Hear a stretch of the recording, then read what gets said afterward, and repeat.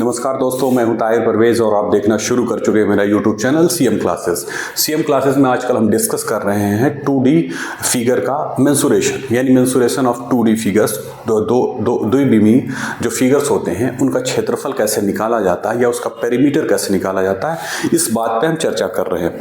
पिछली कक्षाओं में हमने 2D फिगर में ट्रायंगल से रिलेटेड हमने बातें की थी। उसमें हमने सबसे पहले जो बात की थी वो ये था इक्विलैटरल ट्रायंगल क्या होता है और उसका क्षेत्रफल, उसका पेरीमीटर कैसे निकाला जाता है। अगला हम जो आज डिस्कस करने जा रहे हैं वो आइसोसेलेस और स्केलेन ट्रायंगल के बारे में हम बात करेंगे। तो सबसे पहले हम स्केलेन ट्रायंगल यानी विषमबाहु त्रिभुज की बात कर लेते हैं, ठीक है। क्योंकि बहुत छोटा ये है तो इसमें हम बहुत इजीली बता सकते हैं आपको और समझ भी जाएंगे। बस एक ही फार्मूला है इसमें, विषमबाहु त्रिभुज यानी स्केलेन ट्रायंगल, ठीक है। स्केलेन ट्रायंगल क्या होता है? हमें जब ट्रायंगल हम बता रहे थे, बिंदु से आगे चले रेखा पे, तो फिर हमने रेखा से एंगल और एंगल से फिर ट्रायंगल के बारे में बात किया था। वहाँ पे हमने बात किया था वहाँ पे ट्रायंगल्स क्या होते हैं, कितने तरीके के ट्रायंगल होते हैं, सारी चीज़ों को हमने बताया था।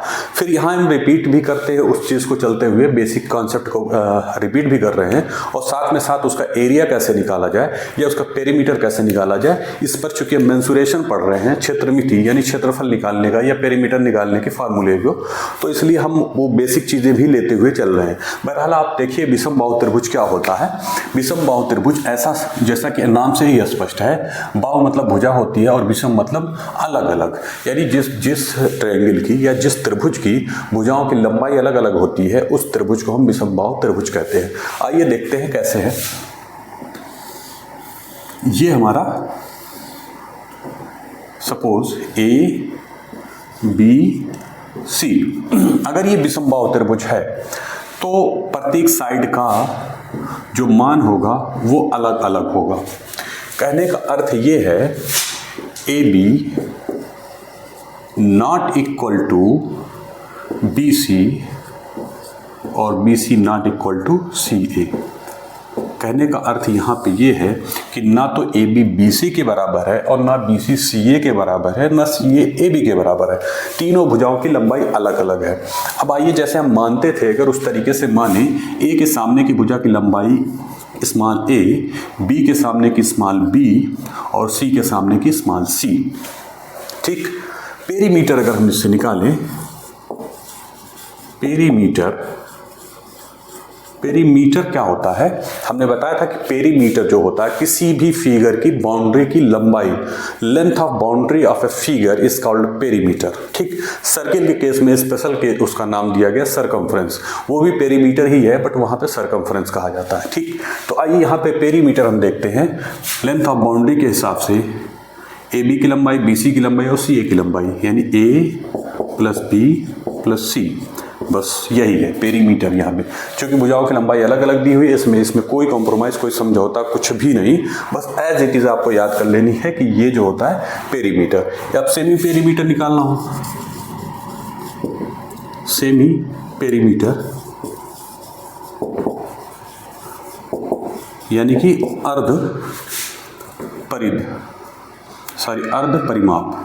तो अर्ध परिमाप क्या होगा? ए प्लस बी प्लस सी बटे 2, ये होता है अर्ध परिमाप, ठीक। अब आइए इसका क्षेत्रफल देख लेते हैं, एरिया ऑफ स्केलेन ट्रायंगल, विषमबाहु त्रिभुज का एरिया कैसे। तो यहाँ पे एरिया का सिर्फ और सिर्फ एक फार्मूला है, वो है हीरोज फार्मूला, ठीक है। हीरोज फार्मूला क्या होता है? Area of triangle is equal to under root, बहुत फेमस फार्मूला है, S minus A S minus B S minus C, बस यही फार्मूला होता है। यहाँ पे एस जो है सेमी पेरीमीटर है, यानी ए प्लस बी प्लस सी बटे 2, ठीक। ये है, बस इतना चीज़ है इसमें स्केलेन ट्रायंगल में, और कुछ नहीं है। स्केलेन ट्रायंगल जब भी आएगा तो उसका क्षेत्रफल इसी फार्मूले से निकल के आएगा। ठीक है, अब हम आइए बात करते हैं आइसोसेलेस ट्रायंगल में। आइसोसेलेस ट्रायंगल में कुछ चीज़ें हैं जो आपको जाननी चाहिए और कुछ ट्रिक्स उसमें हैं जो क्वेश्चंस को सॉल्व करने में आपको काफ़ी हेल्पफुल होंगी। तो आइए देखते हैं कैसे isosceles triangle. Isosceles triangle, isosceles यानी कि समद्विबाहु, समद्विबाहु त्रिभुज। जैसा कि ये नाम से ही स्पष्ट है, समद्विबाहु मतलब सम मतलब बराबर, द्वि मतलब दो और बाहु मतलब भुजा। ऐसा त्रिभुज जिसकी दो भुजाएं बराबर हों। बस कुछ नहीं करना है आपको, ये त्रिभुज है, ठीक, यहाँ पे ABC। थोड़ा सा हम ऐसा फिगर बनाते हैं देखने में भी लगे, वो देखने में भी लगे, इसके लिए हम खींचते हैं, फिर से देखते हैं कैसे है। ठीक, ये है ABC। बेसिक से एकदम चलते हैं हम कि आइसोसेलेस ट्रायंगल यानी समद्विबाहु त्रिभुज किसे कहते हैं। तो समद्विबाहु त्रिभुज ऐसा त्रिभुज होता है जिसकी दो भुजाएं आपस में बराबर होती हैं और दो एंगल भी आपस में बराबर होते हैं। कहने का अर्थ ये है कि अगर ये भुजा बराबर है, ठीक, तो उनके सामने के एंगल भी आपस में बराबर होंगे। In isosceles triangle, in isosceles triangle क्या होता है? आइसोसेलेस ट्रायंगल के केस में AB is equal to AC, ये चीज़, दूसरा angle B is equal to angle C। ये चीज़, ये दो क्राइटेरिया फुलफिल होती है तो क्या होते हैं, ऐसे ट्रायंगल आइसोसेलेस ट्रायंगल कहे जाते हैं। अब आइए हम इसके पेरीमीटर से शुरू करते हैं बात। ये तो रहा बेसिक चीज़ की आइसोसेलेस ट्रायंगल होता क्या है। आइए हम बात करते हैं इसके पेरीमीटर की। पेरीमीटर मतलब length of boundary of a figure is called the perimeter. यहाँ पे आप देखिए, अगर हम इसे A के सामने वाली भुजा को A मान लेते हैं सपोज, और B के सामने वाली B, अब चूंकि दोनों बराबर हैं तो इसको भी हम B ही मानेंगे, ठीक है। तो यहाँ पेरीमीटर क्या होगा? पेरीमीटर यानी कि परिमाप। हिंदी भी आप जानते रहे, हिंदी माध्यम के भी बच्चे होंगे तो उनको हम कुछ ऐसा नहीं पढ़ाते हैं कि वो समझ में ना आए। दोनों माध्यमों के बच्चे इजीली इसको अंडरस्टैंड कर सकते हैं, समझ सकते हैं। तो बहरहाल आप देखिए, पेरीमीटर इज इक्वल टू होगा A plus B plus B, क्योंकि B बराबर है, दोनों तो साइडें बराबर, ठीक है। तो यहाँ से हो जाएगा A प्लस 2B। ये हो गया हमारा सिंपली पेरीमीटर, ठीक। पेरीमीटर का फार्मूला ये हो गया। अब आइए हम बात करते हैं एरिया। हमने एरिया में आपको बताया था, एरिया क्या होता है। सबसे पहला त्रिभुज का क्षेत्रफल हमने बताया था कि एक ऐसा यूनिवर्सल फार्मूला है त्रिभुज का जो सारे तरीके के त्रिभुजों पे अप्लाई होता है। वो होता है 1/2 into base into corresponding height. ये होता है जो पेरीमीटर होता है, सॉरी, जो किसी भी तरीके का ट्रायंगल होता है उसका क्षेत्रफल निकालने का ये सूत्र होता है, ठीक। इसी कड़ी में आइए यहाँ पे भी हम उसी तरीके से निकालेंगे इसका फार्मूला, बट यहाँ पे हमें क्या करना है, सबसे पहले हाइट तो पता चल जाए। कोई भी साइड अगर हम लेंगे तो बेस तो हमको पता है, चाहे वो A होगा उसकी हाइट, चाहे B होगा, दो में से एक ही होगा, बट उसकी हाइट कितना होगी ये तो पता चल जाए पहले। इसको पता लगाने के लिए क्या करते हैं, चलो हम ड्रा कर लेते हैं इसकी हाइट। सपोज इसकी हाइट h है, स्मॉल h, ठीक। अब यहाँ पे आप देखो, ये जो परपेंडिकुलर ड्रॉ होगा ये इसको दो बराबर हिस्सों में बांटेगा। क्यों? क्योंकि ये आइसोसेलेस ट्रायंगल है और आइसोसेलेस ट्रायंगल में जो ये कोण होता है, ठीक है, ये कोण होता है, इसका जो बाइसेक्टर होता है वो अपोजिट साइड को दो बराबर हिस्सों में बांटता है और उस पर परपेंडिकुलर होता है। कहने का अर्थ ये है कि A, अगर यहाँ पे हम देखें इसको D से इंडिकेट करें, ठीक, और इसकी लेंथ हमने A मानी ही है पूरी हाइट साइड की, तो AD क्या है यहाँ पर, AD जो है वो H है, वो हाइट है हमारी, और ये क्या है, परपेंडिकुलर बाइसेक्टर। परपेंडिकुलर बाइसेक्टर है वो, ठीक। कहने का अर्थ ये हुआ कि अगर ये परपेंडिकुलर बाइसेक्टर है तो इसका मान कितना होगा, इसका मान होगा a/2। इस आधे का मान, ये जो BD है इसका मान इस पूरे के मान का आधा होगा। अब आइए देखते हैं, यहीं से कहानी शुरू होती है। ये हमारा एक त्रिभुज बना जिसका एक एंगल 90 डिग्री है, ठीक। इसी त्रिभुज में हम क्या करेंगे, पाइथागोरस थ्योरम अप्लाई करेंगे, यानी कि इन ट्रायंगल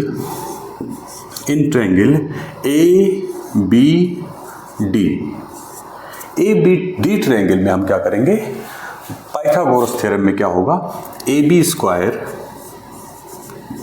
बराबर AB स्क्वायर। AB क्या है, 90 डिग्री के सामने वाली जो साइड होती है वो हाइपोटेनस, और हाइपोटेनस का square is equal to base का स्क्वायर प्लस परपेंडिकुलर का स्क्वायर, ठीक। तो यहाँ पे बेस हो गया BD स्क्वायर और परपेंडिकुलर हो गया AD स्क्वायर।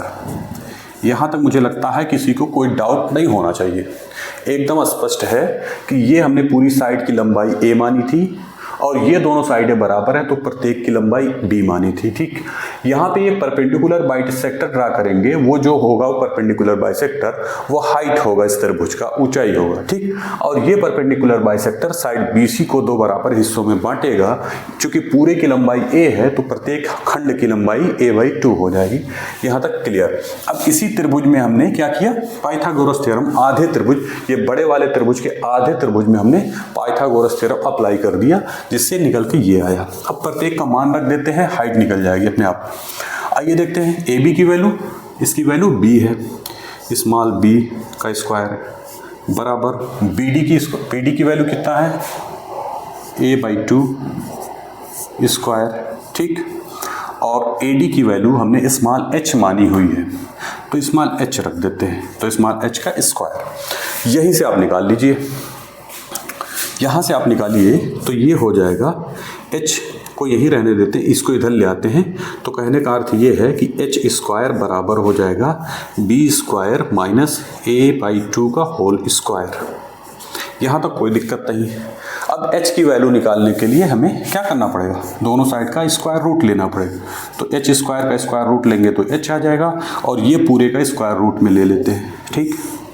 यानी B square minus a square a/2 का होल स्क्वायर, ठीक। और सिंप्लीफाई अगर करना चाहें तो कर ले इसको सिंप्लीफाई करेंगे तो हमारी जो ये 2 का स्क्वायर अलग हो जाएगा, a का स्क्वायर अलग हो जाएगा, तो ये 2 का स्क्वायर 4 हो जाएगा। तो यहाँ पे ये कुल मिला जुला के आ जाएगा 1/2 under root b square, sorry 4b square minus a square, ये हो जाएगा, ठीक है। ये हमारी हाइट निकल गई, और जब हाइट निकल गई तो बहुत सिंपल है अब इस त्रिभुज का क्षेत्रफल निकालना। आइए देखते हैं कैसे। आपको h को हम ऊपर लिख दे रहे हैं, h की वैल्यू, ताकि वो आपको माइंड में फीड रहे कि h की वैल्यू कितनी आई। h is equal to 1/2 under root 4b square minus a square. ये आपको दिमाग में रखना है, ठीक है। अब सारी चीज़ों को डिलीट करते हैं, आगे देखते हैं कैसे क्या इसका क्षेत्रफल निकालते हैं। अब आप देखिए त्रिभुज ABC, area of triangle ABC, त्रिभुज ABC का एरिया क्या होगा, बहुत सिंपल है। इस बड़े वाले त्रिभुज का क्षेत्रफल कैसे निकालेंगे, half into base into corresponding height, half into base into corresponding height, यानी हाफ इंटू बेस का मतलब हो गया BC और करस्पॉन्डिंग हाइट का मतलब AD। यहाँ तक कोई दिक्कत नहीं। यहाँ पे हाफ इंटू बेस का मतलब BC का मतलब A हो गया, ठीक। और करस्पॉन्डिंग हाइट AD की वैल्यू जो आई है वो h की वैल्यू जो है वही है, यानी कि 1/2 into 4b square minus a square, ठीक। यहाँ से अगर सिंप्लीफाई हम करना चाहें तो ये हो जाएगा a/4 और ये होगा 4b square minus a square. ये होगा त्रिभुज का क्षेत्रफल का फार्मूला हो गया। अच्छा, एक तो ये हो गया। अगला इसी में थोड़ा सा और एक जो हमने एक सूत्र बताया था साइन थीटा से या साइन अल्फा से निकालने का, वो भी हम यहाँ पे देख लेते हैं। तो बहुत सिंपल है कि अगर यहाँ पे इस एंगल को अगर हम अल्फा मान लें, हमारा अल्फा एंगल है, अगर इसका मान पूरे का मान अल्फा है, एंगल ए का मान इज इक्वल टू अल्फा हो, उस केस में क्या होगा, एक सूत्र और हमने बताया था 1/2 इंटू दोनों जो साइडों से मिलकर के बना है उन दोनों का मल्टीप्लिकेशन इंटू साइन थीटा या साइन अल्फा। तो ये एक सूत्र और हो जाएगा b इंटू साइन अल्फा, ये हमने बताया था, यानी 1/2 b स्क्वायर साइन अल्फा। ये भी एक सूत्र है अगर वो एंगल दिया हो। कहने का मतलब दो चीज़ें हैं, यदि तीनों साइडों की लंबाई, मतलब 3 का मतलब 2, चूंकि 2 आपस में बराबर है, तो अगर साइडों की लंबाई दिया हो तो हम पहले सूत्र से उसका निकाल लेंगे 1/4 a under root B square 4b square minus a square, उस सूत्र से निकाल लेंगे। लेकिन अगर दोनों साइडें ना दे करके कोई एक साइड दी हुई हो, मतलब और उसके बीच का एंगल, दो साइडों जो आपस में इक्वल हैं उन दोनों साइडों के बीच का एंगल दिया हो और उनकी लंबाई दिया हो, तो इस सूत्र से हम उसका क्षेत्रफल निकाल सकते हैं। कि यदि कोई समद्विबाहु त्रिभुज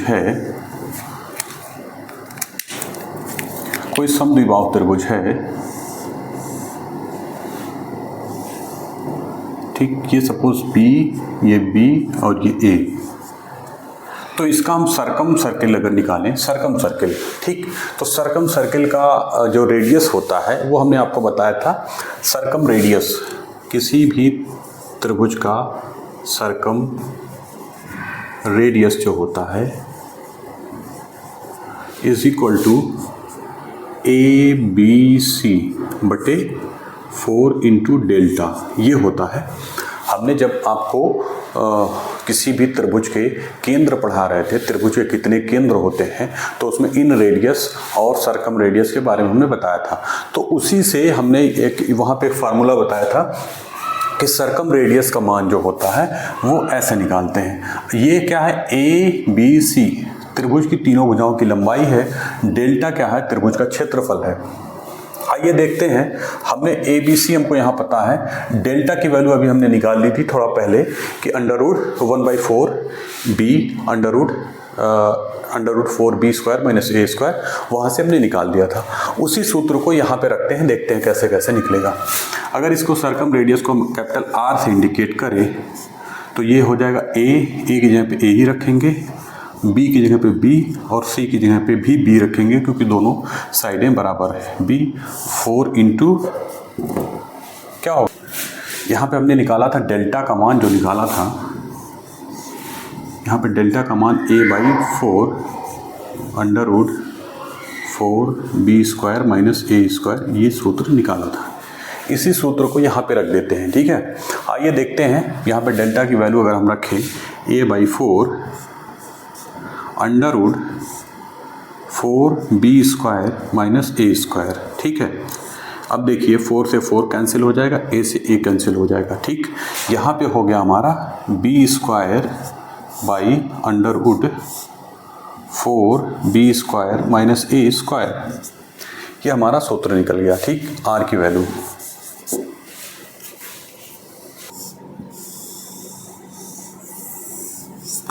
ये हो गया हमारा सर्कम रेडियस और उनकी साइड्स के बीच में क्या रिलेशन है, ये हम इस सूत्र से निकाल सकते हैं, ठीक है।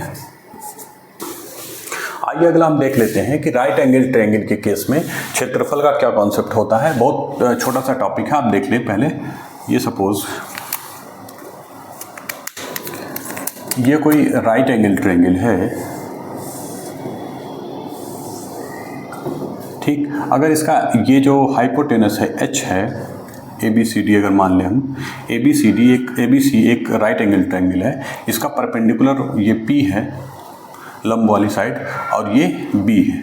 ठीक, तो सबसे पहले पेरीमीटर अगर हम निकालें, ये है 90 डिग्री राइट एंगल ट्रायंगल और यहाँ पर है 90 डिग्री। ठीक, तो यहाँ पे पेरीमीटर जो होगा राइट एंगल ट्रायंगल का, पेरीमीटर जो होगा उसका मान जो होगा वो तीनों भुजाओं के लंबाइयों के योग के बराबर होगा, यानी h plus P plus B, ये हो जाएगा पेरीमीटर। ठीक, दूसरी चीज़, इसका क्षेत्रफल अगर हम निकालें तो क्षेत्रफल जो एरिया होता है, एरिया ट्रायंगल ABC, इसका एरिया का हम निकालें तो 1/2 इंटू बेस इंटू हाइट, क्योंकि ये परपेंडिकुलर है तो अगर हम बेसिक फार्मूले से भी चलते हैं, जैसे 1/2 इंटू बेस इंटू 2 साइड्स और उसके बीच का एंगल का साइन एंगल लेते थे, तो अगर उस सूत्र से भी निकालें तब भी हमारा यही आएगा। आप देखिए कैसे, 1/2 into P into B into sine 90, दो साइडें हैं, उनके बीच का एंगल दिया हुआ है 90 डिग्री, तो इस सूत्र से भी अगर हम निकालें तो वही सेम चीज़ निकल के आएगी, 1/2 इंटू पी इंटू बी, और साइन 90 का मान जो होता है, साइन 90 का मान हमने एक बार और बताया था आपको, उसकी वैल्यू 1 होती है। ये आगे जब ट्रिग्नोमेट्री पढ़ेंगे तब उसमें बताया जाएगा कि साइन 90, साइन 0, cos 90, cos 0, इन सब की वैल्यू क्या होती है वो हम देखेंगे। तो ये बेसिक सा फार्मूला है। ठीक है, ट्रायंगल ABC का एरिया का सूत्र ये हो गया। ठीक है, एरिया का फॉर्मूला हो गया। इसी में अगला एक थोड़ा सा कॉन्सेप्ट और है कि अगर इन रेडियस और सरकम रेडियस ड्रा करें या इन सर्किल और सरकम सर्किल ड्रा करें किसी भी राइट एंगल ट्रायंगल का, तो उस केस में क्या होगा।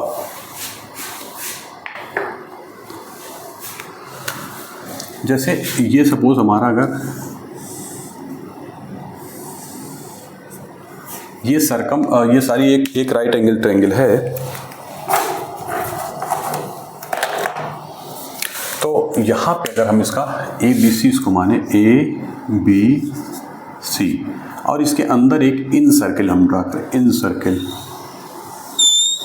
ठीक, ये इन सर्किल हो गया जिसका रेडियस स्मॉल r है। ठीक, और एक सरकम सर्किल अगर हम ड्रा करते हैं इसका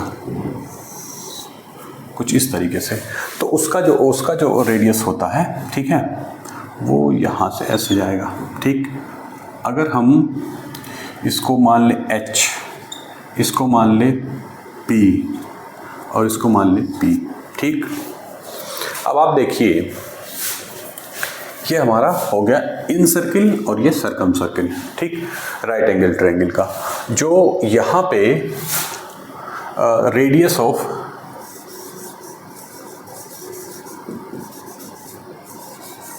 इन सर्किल या इन रेडियस जिसको बोलते हैं, अगर वो हम निकालें तो R इज इक्वल टू होता है P plus B minus h/2।